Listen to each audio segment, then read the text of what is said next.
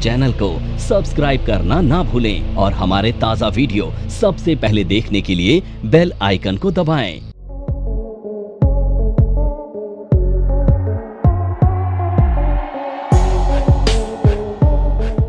अब देखो section 10C where no movement involved, movement ही नहीं होगी सामान की। अब की बार सामान जाएगा ही नहीं, कहीं भी जहाँ है वहीं है। अब गुड्स की डिलीवरी टर्मिनेट नहीं हो रही है, टर्मिनेट क्या होगी, जो जहाँ है वहीं का वहीं है। तो प्लेस ऑफ सप्लाई होगा प्लेस ऑफ द गुड्स, जहाँ पे वो गुड्स है। ठीक है, अगर गुड्स की मूवमेंट ही नहीं हो रही, डिलीवरी कहाँ है, जहाँ सामान है वहीं की वहीं टर्मिनेट हो गई, then place of supply shall be the place of goods, ना कि बायर की ना सेलर की, किसी की नहीं। जहाँ पे वो गुड्स है वही उसकी प्लेस ऑफ सप्लाई है। अब देखो, आप दिल्ली में बायर हो, आपका रजिस्ट्रेशन नंबर दिल्ली में है ना, रजिस्ट्रेशन नंबर कहाँ पे है आपका, दिल्ली में, दिल्ली में रजिस्टर्ड बायर हो आप एक फैक्ट्री खरीदने का प्लान बना रहे हो in Haryana, and factory is operational, ये ऑपरेशनल फैक्ट्री है, बंद भी हो सकती, कोई फर्क नहीं पड़ता, लेकिन ये ऑपरेशनल है। आप चलती हुई एक फैक्ट्री खरीद रहे हो, यानी कि फैक्ट्री में मशीन भी लगी है ना, प्रोडक्शन भी हो रहा होगा, कुछ प्रोडक्शन हो रहा है, कुछ प्रोडक्शन पाइपलाइन में होगा, मतलब स्टॉक भी है, रॉ मटेरियल भी है, फिक्स एसेट्स भी हैं, सारा कुछ है। तो आप फैक्ट्री जब ऑपरेशनल फैक्ट्री खरीद रहे हो तो फैक्ट्री तो वहीं है। अब आप जब सामान खरीद रहे हो with equipments, with machinery, with plant and machinery, equipments, raw material, stock सब, तो क्या ये गुड्स की मूवमेंट दिल्ली आएगी? तो सप्लाई कहाँ पे टर्मिनेट हो गई? हरियाणा में ही। प्लेस ऑफ सप्लाई क्या होगा? हरियाणा ही होगा। हरियाणा वाला कौन सा टैक्स लगाएगा इसे? अब दुविधा हो गई। दोबारा सुनो, आपका जीएसटी नंबर दिल्ली में, आप हरियाणा में एक फैक्ट्री खरीद रहे हो, द फैक्ट्री इज ऑपरेशनल, चल रही है, फैक्ट्री में मशीनरियाँ लगी हुई हैं। आपने जो फैक्ट्री खरीदी है वो विद मशीनरी खरीदी है। आपने एम्प्लॉय तो कोई किसी को खरीदता नहीं, मैन पावर को खरीदी जाती है। मैन पावर तो आप अपने आप बदल लोगे, मैनेजमेंट आप अपने आप बदल लोगे। आपने बोला मुझे ना मैन पावर चाहिए, मैनेजमेंट नहीं चाहिए, मुझे तो फैक्ट्री दे दो जैसी कि है विद मशीन। अब जो मशीनें इंस्टॉल्ड हैं वो कहाँ पर हैं? वहीं पे। लैंड एंड बिल्डिंग कहाँ पर है? हरियाणा में। लैंड एंड बिल्डिंग पे तो चलो जीएसटी नहीं लगता, लेकिन प्लांट एंड मशीनरी की सेल पे तो जीएसटी लगेगा ना। प्लांट एंड मशीनरी है, जो बचा हुआ रॉ मटेरियल है, जो stock of the finish goods है, सबकी सब डिलीवरी कहाँ पे ले रहा हो आपको? हरियाणा में। तो जब सेक्शन 10(1)(c) लगता है where goods no movement of goods involve, goods की मूवमेंट ही नहीं होगी। जब गुड्स की मूवमेंट नहीं होगी तो डिलीवरी टर्मिनेट होगी वेयर द गुड्स लाइज, जहाँ पे गुड्स पड़ी हैं। तो गुड्स कहाँ पड़ी हैं? हरियाणा में। फैक्ट्री में जो प्लांट एंड मशीनरी है वो कहाँ पर है? हरियाणा में। कौन सा जीएसटी लगेगा अब? कौन सा? जोर से बोलो जरा। सीजीएसटी एसजीएसटी लगेगा। डिलीवरी हरियाणा में ही टर्मिनेट हो गई भाई। अब वो फैक्ट्री उठा के दिल्ली को ही ला सकता है? 10(1)(c) क्या कह रहा है कि where the delivery terminates, where the goods lying, जहाँ पे गुड्स एस्टेब्लिश्ड हैं, फिक्स्ड हैं, वो मशीनरी कहाँ पे फिक्स है? हरियाणा में। प्लांट एंड मशीनरी हरियाणा में एस्टेब्लिश्ड है। अगर मान लो, देखो दो केस हो सकते हैं। आपने इस फैक्ट्री में से क्या बोला, इसने से बोला कि 10 लाख रुपए की जो मशीन है ना वो अनइंस्टॉल करो और दिल्ली भेज दो। ठीक है, आपने बोला मेरे को ये एक शॉर्टेड मशीन चाहिए, ये एक machine number 1, machine number 2, machine number 3, ये 3 मशीनें भेजो, 10 लाख रुपए मेरे से पकड़ो और मेरी मशीनें दिल्ली भेज दो मेरी फैक्ट्री में। तो डिलीवरी कहाँ टर्मिनेट होगी? दिल्ली में, है ना। तब तो क्या लगेगा? आईजीएसटी लगेगा। लेकिन ये वाला केस तो है ही नहीं ना, मूवमेंट ऑफ गुड्स तो इन्वॉल्व ही नहीं है। आपने तो फैक्ट्री वहीं, फैक्ट्री की मशीनें वहीं की वहीं, फैक्ट्री समिति ही खरीद ली, बिल्डिंग समिति खरीद ली, या आपने फैक्ट्री लीज पे ली, लेकिन उसने बोला मशीन जैसी है ऐसी कैसे है, मशीन नहीं उखाड़ूंगा, आप ये फैक्ट्री किराए पे ले लो और मशीन खरीद लो, मैं मशीन नहीं उखाड़ रहा हूँ, मैं लैंड बेच नहीं रहा हूँ, लेकिन फैक्ट्री मशीन के साथ दे रहा हूँ आपको, आप ये मेरी फैक्ट्री को, मेरी प्रेमाइसिस का किराया देना। वैसे भी क्योंकि लैंड एंड बिल्डिंग पे जीएसटी लगता नहीं, वो बेचे ना बेचे कोई फर्क नहीं पड़ता आपको जीएसटी के पॉइंट ऑफ व्यू से। तो फैक्ट्री पे उसने बोला फैक्ट्री का आप मेरे को एक्स अमाउंट किराया देना, और जो मेरी मशीन लगी है उन्हें अपने नाम पे ले लो, आप उन्हें खरीद लो। मशीन मैं आपको बेच रहा हूँ लेकिन लैंड नहीं बेच रहा हूँ, आप ताकि फैक्ट्री यहीं से चला सको, आपको दोबारा मशीनें उखाड़ के कहीं और ले जाने की झमेला ना पड़े। तो मैंने बोला ठीक है, मेरे को तो प्रोडक्शन करने से मतलब है, मशीन लगी लगाई मिल रही है, लैंड का मैं किराया दे दूंगा। हरियाणा में अगर मेरे को फैक्ट्री खोलनी है तो मशीन कहीं लगानी तो पड़ेगी, ठीक है, मैं मशीन जो बिल्डिंग का किराया हो तो फैक्ट्री का वो किराया दे दूंगा, मशीन लाओ मेरे को बेचो मशीन का। अब बेचने का मतलब क्या है, now the seller is transferring the risk and reward to me. तो उसने रिस्क और रिवार्ड मशीनरी से एसोसिएटेड रिस्क एंड रिवार्ड सब मेरे को ट्रांसफर कर दिए। कल को कोई नुकसान होगा, कोई डैमेज होगा फैक्ट्री में, मशीनरी की वजह से मशीनरी में ब्लास्ट हो जाए, कुछ हो जाए, तो क्या उस पहले वाले प्रीवियस ओनर की जिम्मेदारी है? नहीं, वो तो मेरी जिम्मेदारी है, न्यू ओनर की जिम्मेदारी है ना, इसलिए उसने रिस्क एंड रिवार्ड ट्रांसफर कर दिए। नहीं तो पता लगा फैक्ट्री में वो मशीन नहीं यूज कर रहा है, कल को नुकसान हो जाएगा, हाथ खड़े करके बैठ जाएगा, मेरी तो मशीन है नहीं।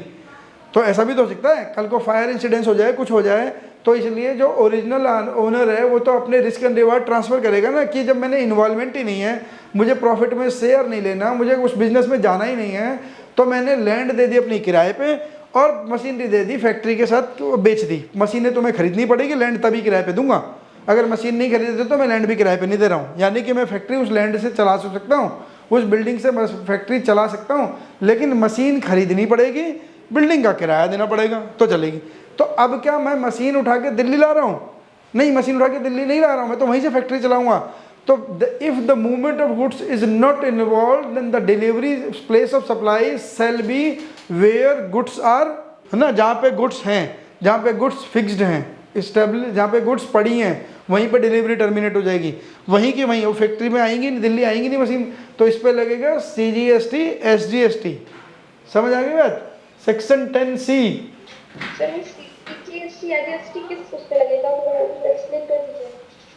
CGST SGST किस में लगेगा, मतलब समझा नहीं आपकी बात? जो मशीन की कॉस्ट है ना बेटा, हाँ, मशीन तो खरीद रहा है ना, लैंड एंड बिल्डिंग किराए पे मशीन खरीद रहा है। जो मशीन खरीदेगा ना, देखो उसने मशीन खरीद के हरियाणा में उसी पे लैंड पे फैक्ट्री चलानी है, वो मशीन दिल्ली नहीं ला रहा है, ठीक है। मान लो, देखो ऐसा होता है कई बार ना, क्या होता है कि मान लीजिए आप कई बार क्या कहते हो ना, देखो आप कई बार क्या कहते हो, लीज पे कुछ चीज़ें लेते हो। लीज का मतलब होता है रेंटल पे, है ना।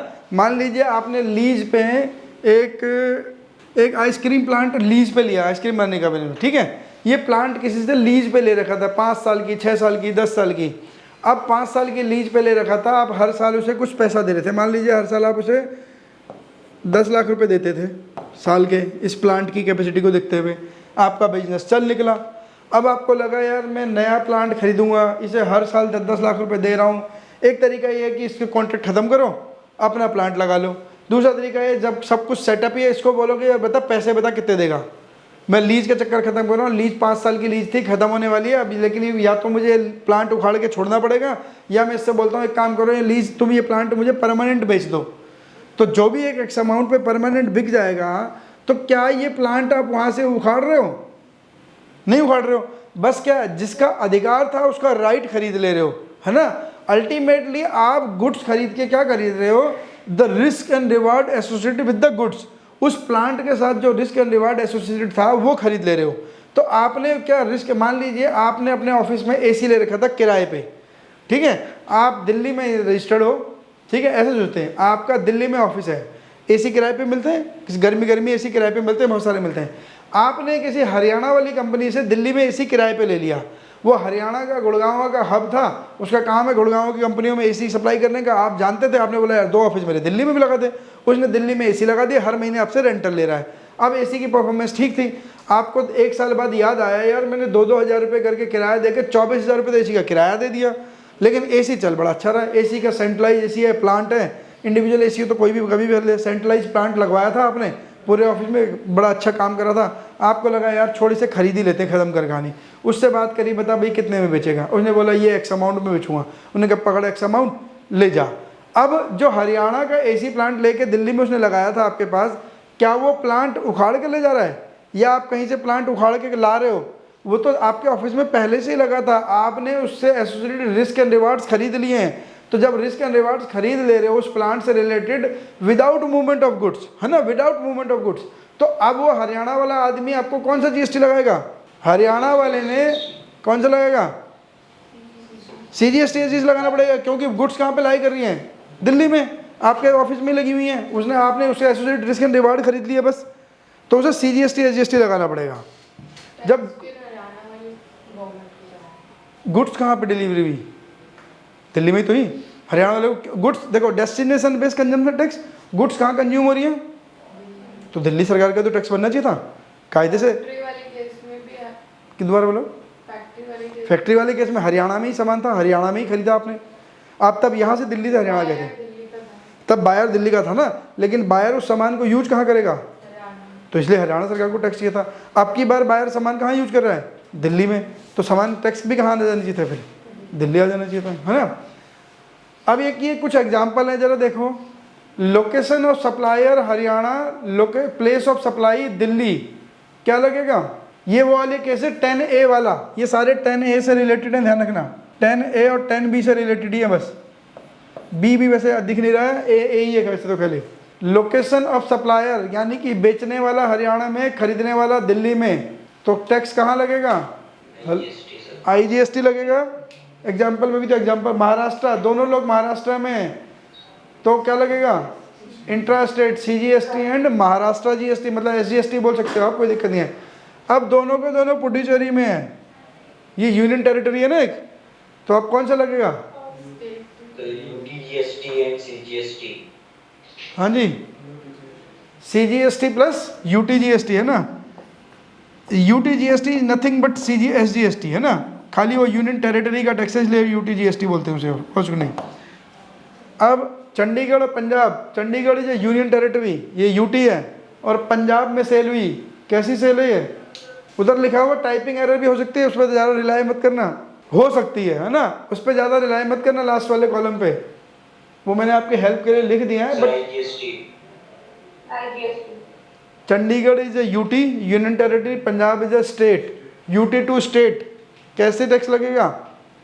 सब में मूवमेंट है, गुड्स की मूवमेंट इन्वॉल्व है, तो क्या लगेगा? IGST, इंटर स्टेट सेल है। Daman Diu UT, Delhi half state, यानी कि ये कौन सी सेल हो गई? इंटर या इंट्रा? दिल्ली से UPSEZ में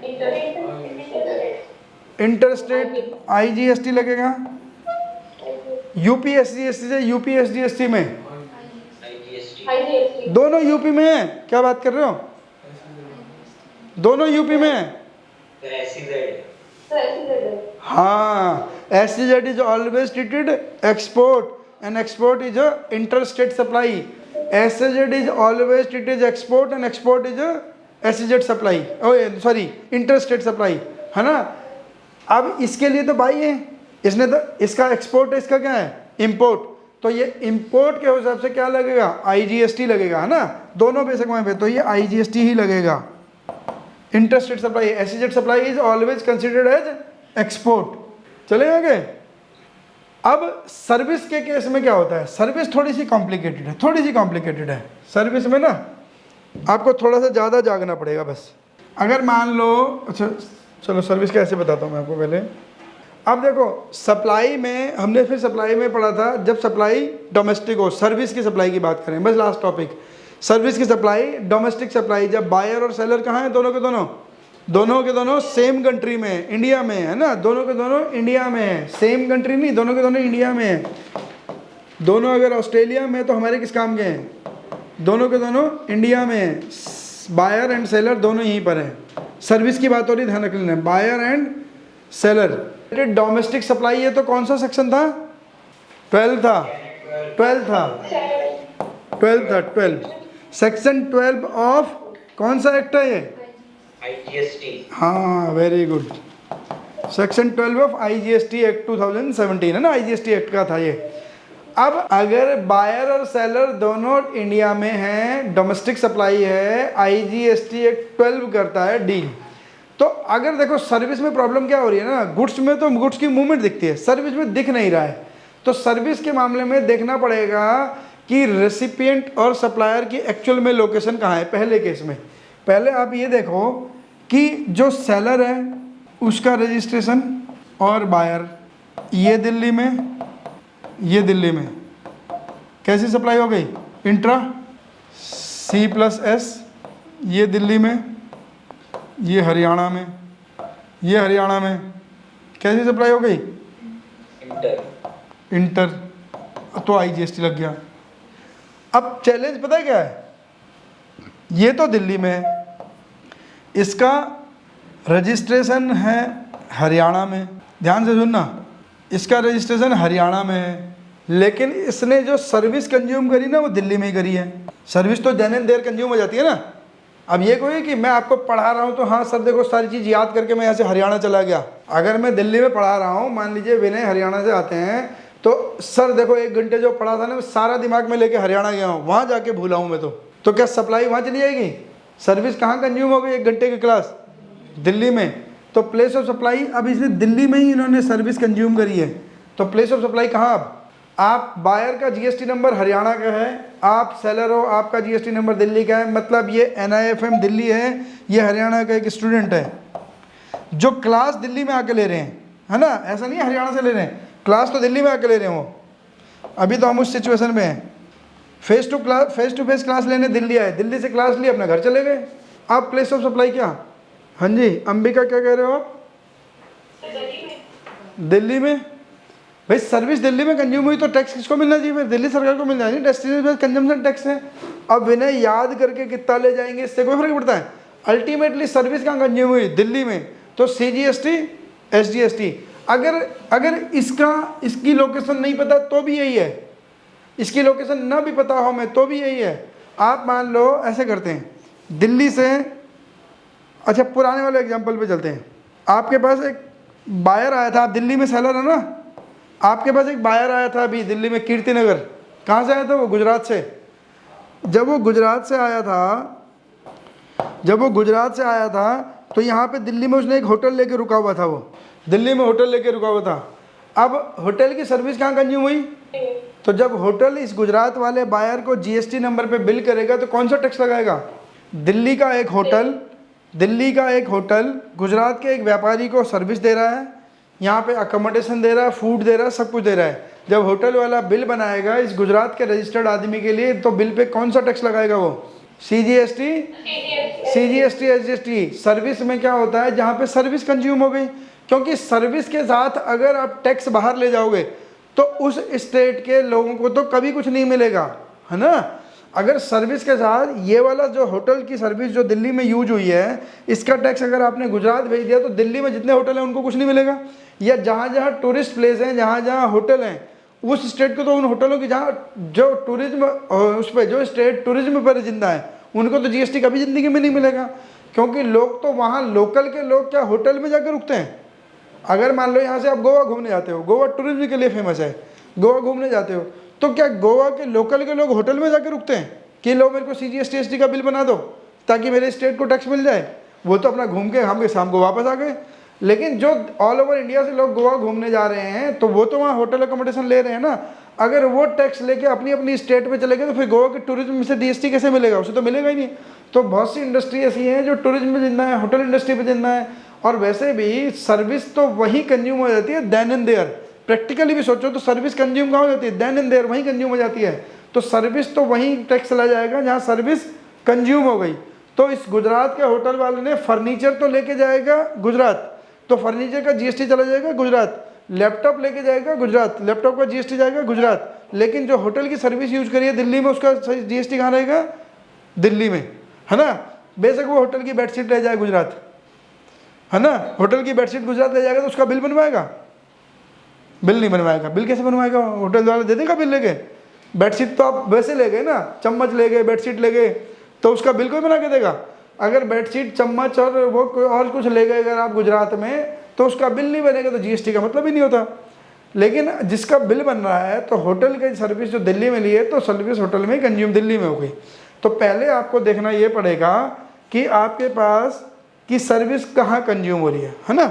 तो लोकेशन ऑफ बायर और सेलर से ज़्यादा इंपॉर्टेंट क्या है? सर्विस कहाँ कंज्यूम हो रही है। सर्विस में थंब रूल काम करता है कि सर्विस कहाँ कंज्यूम हो रही है, वो वाली चीज़, है ना? तो सर्विस दिल्ली में कंज्यूम हुई तो GS place of supply Delhi. अगर आप दिल्ली से बाहर जाके मान लीजिए दिल्ली वाला आदमी गुजरात चला गया, वहाँ होटल यूज करा, तो प्लेस ऑफ सप्लाई क्या? दिल्ली वाला व्यापारी गुजरात गया सामान लेने, वहाँ पे होटल यूज करा, तो वहाँ पे टैक्सी यूज करी, वहाँ पे जो उसने कार यूज करी, कार पे जो GST लगा वो कहाँ पे आएगा? गुजरात का होगा। कौन सा GST लगेगा? CGST SGST लगेगा।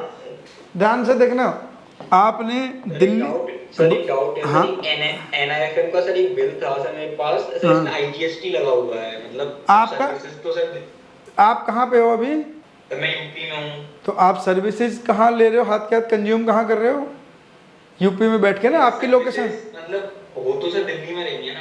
लेकिन आप कंज्यूम कहाँ से कर रहे हो? तो यूपी। हाँ देखो, विनय दिल्ली में आए हुए हैं, अगर विनय दिल्ली में आए हुए हैं और दिल्ली का एड्रेस देंगे तो मुझे CGST लगाना पड़ेगा। लेकिन अगर विनय ने मुझे हरियाणा का एड्रेस दे दिया, यहाँ पे भी कंज्यूम कर रहे हैं, तो भी मुझे IGST लगाना पड़ेगा, क्योंकि मुझे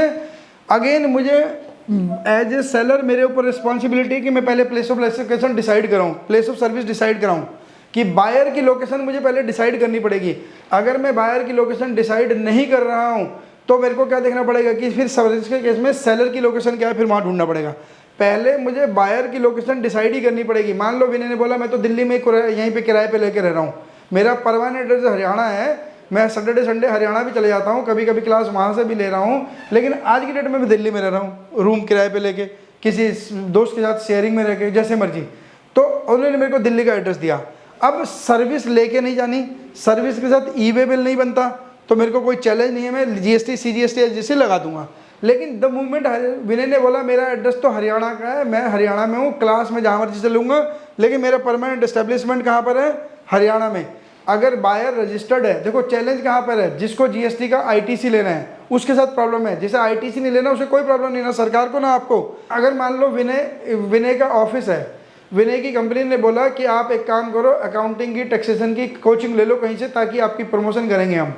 तो अब विनय की जो ITC जो ट्रेनिंग पे पैसा खर्च करेगी वो कंपनी खर्च कर रही है, कंपनी को उसको GST का ITC चाहिए, तो कंपनी तो हरियाणा में है, कंपनी कौन सा GST लगवाएगी? कंपनी कहेगी भाई साहब हरियाणा से ही क्लास लो, वहाँ फेस टू फेस लेने चले जाओगे, लोकल जाके क्लास लोगे तो CGST SGST लगा देंगे और सर्विस वहीं कंज्यूम मानी जाएगी, आपको ITC मेरा दिल्ली में हरियाणा में नहीं आएगा। वो हरियाणा के एड्रेस पे बिलिंग करवाएगी कंपनी। आपके उत्तर प्रदेश के एड्रेस पे बिल इसलिए बना है क्योंकि आपने उत्तर प्रदेश का एड्रेस दिया है और आप सर्विस बैठ के भी वहीं कंज्यूम कर रहे हो। और उससे बड़ी बात, आप B2C सप्लाई में हो, तो B2C में ये चीज़ मैटर ही नहीं करती हैं, क्योंकि सर्विस के केस में ई-वे बिल इन्वॉल्वमेंट नहीं है, ई-वे बिल की इन्वॉल्वमेंट नहीं है।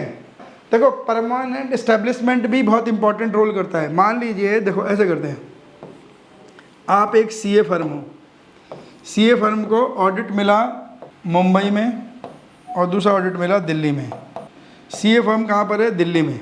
प्योर सर्विस है, ऑडिट तो सर्विस ही होती है। अब इसके पास दो ऑप्शन है, या तो ये यहाँ से दिल्ली भेजते मुंबई भेज दे बंदे, जब ये दिल्ली से मुंबई भेजेगा तो IGST लगाना पड़ेगा इसे। सर्विस कहाँ पे जाके कंज्यूम हुई है? यहीं पे जाके कंडक्ट कराई है, सर्विस तो यहीं कंडक्ट कराई ना, तो IGST ही लगाना पड़ेगा। दूसरा तरीका ये, यहाँ से यहाँ करेगा तो कौन सा लगाएगा? ये तो C+S है ऑलवेज, ये तो C+S है ऑलवेज।